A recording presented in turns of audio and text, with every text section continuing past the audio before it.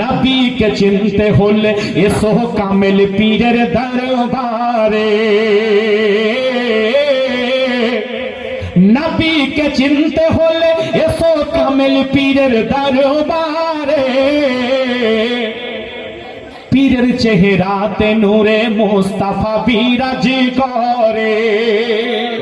আমি গতকাল আমাদের মেদিনীপুর জেলায় বলছিলাম, পীর কোনোদিন ভণ্ড হতে পারেন না, আর ভণ্ড আদৌ পীর হতে পারে না। একটা কথা ইয়াদ রাখবেন, পীর কোনোদিন ভণ্ড হতে পারেন না, ভণ্ড হতে পারেন না, আর ভণ্ড আদৌ পীর হতে পারে না। যিনি পীর হবেন নামাজি হবেন, যিনি পীর হবেন রোজাদার হবেন, যিনি পীর হবেন আলিম হবেন, যিনি পীর হবেন শরীয়ত মাননেওয়ালা হবেন, যিনি পীর হবেন মারেফত জাননেওয়ালা হবেন, যিনি পীর হবেন তিনার সিলসিলা মাওলা আলী পর্যন্ত থাকবে। জোরে বলে সুবহানাল্লাহ। কোরআনে আল্লাহ ফরমান জারি করে, কোরআনে আল্লাহ ফরমান জারি করে। আল্লাহর ওয়ালিদের ভয় নাই, আল্লাহর ওয়ালিদের ভয় নাই দুনিয়া ও আখিরে। আল্লাহর ওয়ালিদের ভয় নাই দুনিয়া ও আখিরে। নবীকে চিনতে হলে এসো কামেল পীরের দরবারে। নোক্তাতে সৃষ্টি তুমি, নোক্তা মানে বিন্দু, জোরে বলুন সুবহানাল্লাহ। নোক্তাতে সৃষ্টি তুমি, এ ভেদ জানবে কি করে, এ ভেদ জানবে কি করে। নোক্তাতে সৃষ্টি তুমি, নোক্তাতে সৃষ্টি তুমি, এ ভেদ জানবে কি করে। নোক্তার ভেদ জানতে হলে, নোক্তার ভেদ জানতে হলে এসো আল্লাহ ওয়ালার দরবারে। নোক্তার ভেদ জানতে হলে এসো আল্লাহ ওয়ালার দরবারে। জগৎ জোড়া খ্যাতি, জগৎ জোড়া খ্যাতি মাওলানা রুমি হাসিল করে। হযরতে আল্লামা জালালউদ্দিন রুমি রাহমাতুল্লাহ আলাইহি বলছেন, আমি যখন আলিম ছিলাম না, মানুষ আমাকে আলিম বলতো, মাওলানা বলতো, কিন্তু যখন আমি ফকির শামসুদ তাবরিজি আলাইহির রহমার হাতে বায়াত গ্রহণ করলাম, তো দুনিয়ার মানুষ আমাকে পাগল বলে।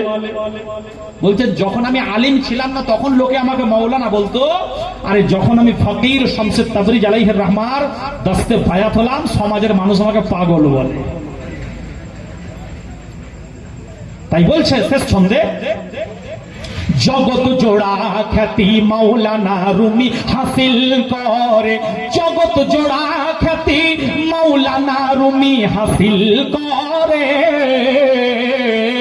অবশেষে তিনিও গেলেন, অবশেষে তিনিও গেলেন আল্লাহর ফকির শামসুদ তাবরিজের দরবারে। অবশেষে তিনিও গেলেন আল্লাহর ফকির শামসুদ তাবরিজের দরবারে। নবীকে চিনতে হলে, রাসূলকে চিনতে হলে এসো কামেল পীরের দরবারে। নবীকে চিনতে হলে এসো কামেল পীরের দরবারে। পীরের চেহারাতে নূরে মুস্তাফা বিরাজ করে। জগৎ বিখ্যাত ইমাম, ইমামে আজমের নাম আমরা শুনেছি, ইমামে আজম আবু হানিফা রাহমাতুল্লাহ আলাইহি।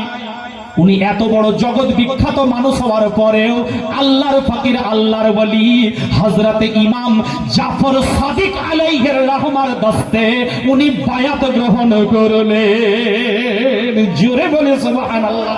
তো বিরাদার, এলাকায় শান্তি বজায় রাখবেন, শৃঙ্খলা বজায় রাখবেন, ভাইয়ে ভাইয়ে মহাব্বত ভালোবাসা বজায় রাখবেন, মা বাপের সঙ্গে সম্পর্ক ভালো রাখবেন, প্রতিবেশীর সঙ্গে সম্পর্ক ভালো রাখবেন। বিরাদার, শান্তি শৃঙ্খলা বজায় রাখবেন। এই যে সামনে ইলেকশন আসছে, কোনো প্রকার প্ররোচনায় পা দেবেন না, কোনো প্রকার ফিতনার ফাঁদে পা দেবেন না। ভোট দেওয়া আপনার গণতান্ত্রিক অধিকার, যাকে ভালো লাগবে মন চাইবে ভোট দেবেন, শান্তি শৃঙ্খলা বজায় রাখবেন, কোন রকম মারামারি হিংসা ফিতনা ফেসাদে জড়িত হবেন না।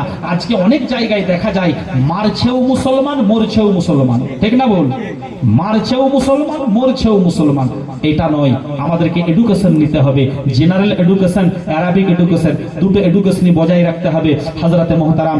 আর আমি আগে বাড়বো না, তবে হ্যাঁ, এই এলাকাতেই আমার গ্রামের ছেলে, আমারই সাথী, একসঙ্গে পড়াশোনা করতাম, আমাদের মাওলানা মিরাজ ভাই, এই কিছুটা গেলেই ওনার দোকান, আমাকে বোধহয় 20 বার ফোন করেছেন, ভাই কত দূরে আছেন, কত দূরে আছেন, কত দূরে আছেন, কত দূরে আছেন। যাই হোক, জনাব মাওলানা মিরাজ ভাই, উনি আমার খুব কাছের মানুষ, আমার সাথী। তবে কর্মসূত্রে যে যার বিভিন্ন জায়গায় থাকেন, আমাকে যেমন আজ মালদা, কাল মুর্শিদাবাদ, পরশু দিনাজপুর, এইভাবে ছুটতে হয়। তো যাই হোক, আমার সাথী মাওলানা মিরাজ ভাই আমার খুব কাছের মানুষ, উনি আমার শুভাকাঙ্ক্ষী, উনি এই এলাকাতে আপনাদের থাকেন।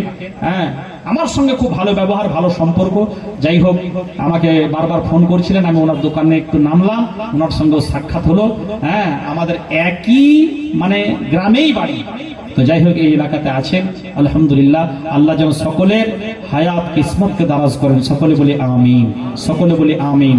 আমরা যেন পরস্পরের শুভাকাঙ্ক্ষী হয়ে চলতে পারি, পরস্পরের শুভাকাঙ্ক্ষী হয়ে চলতে পারি। যাই হোক, কোরআন আমাদেরকে এই শিক্ষা দেয়, নবী পাক আমাদেরকে এই শিক্ষা দেয়, আল্লাহ ওয়ালারা আমাদেরকে এই শিক্ষা দেয়। হযরতে মুহতারাম, এলাকায় শান্তি শৃঙ্খলা ভ্রাতৃত্ব বজায় রাখবেন, কোনো প্রকার ফিতনা ফ্যাসাদ প্ররোচনায় পা দেবেন না, সকলের সঙ্গে সকলের সম্পর্ক বজায় রাখবেন, হিন্দু মুসলিম সকলের সম্প্রীতির সঙ্গে বজায় রাখবেন। আমি নিজে আমার বাড়িতে হিন্দু ভাই এলে আমি তাকে আগ্রহ করে আমার বাড়িতে বসতে জায়গা আমি নিজে করে দিই। কেন? আল্লাহর নবী দো আলমের বাদশাহ নবী মুস্তাফা কোন ইহুদির সঙ্গে খারাপ ব্যবহার করেন না। হ্যাঁ, আজকে আমরা ইসলামের শিক্ষা থেকে দূরে চলে গেছি ভাই, এই জন্য সমাজে এত ফিতনা ফ্যাসাদ। তো যাই হোক, এলাকায় শান্তি শৃঙ্খলা বজায় রাখবেন। হ্যাঁ, যদি কোরআন হাদিসের দিক থেকে কিছু ভুল বলা হয়ে থাকে, আল্লাহর দরবারে মাফি চেয়ে নি। আস্তাগফিরুল্লাহ আস্তাগফিরুল্লাহ আস্তাগফিরুল্লাহ রাব্বি মিন কুল্লি যামবি ওয়া আতুবু ইলাইহি, লা হাওলা ওয়ালা কুওয়াতা ইল্লা বিল্লাহিল আলিয়্যিল আযীম, লা হাওলা ওয়ালা কুওয়াতা ইল্লা বিল্লাহিল আলিয়্যিল আযীম, লা ইলাহা ইল্লাল্লাহু মুহাম্মাদুর রাসূলুল্লাহ সাল্লাল্লাহু তাআলা আলাইহি ওয়াসাল্লাম। আসসালামু আলাইকুম ওয়া রাহমাতুল্লাহি তাআলা ওয়া বারাকাতুহু। আমার পরবর্তী বক্তা এসে গেছেন, আমি 2-5 মিনিট সময় হয়তো নিয়ে ফেললাম। যাই হোক, উনি বলবেন, আপনারা আদবটা নষ্ট করবেন না। কথাই বলে, শীতের বন্ধু কাঁথা, বর্ষার বন্ধু ছাতা, আর বক্তার বন্ধু শ্রোতা। বিশেষ প্রয়োজন ছাড়া উঠবেন না। হ্যাঁ, যার শেষ ভালো, যার সব ভালো তার। আমি সারা জীবন নামাজ পড়লাম, বুড়ো বয়সে যদি চুরির কেসে ধরা পড়ি, রিপোর্ট ভালো হলো ভাই? সারা জীবন নামাজ পড়লাম, বুড়ো বয়সে 2 নম্বরই কেসে ধরা পড়লাম, রিপোর্ট ভালো হলো? ভালো হলো না। তো বেরাদারানে মিল্লাতে ইসলামিয়া আদব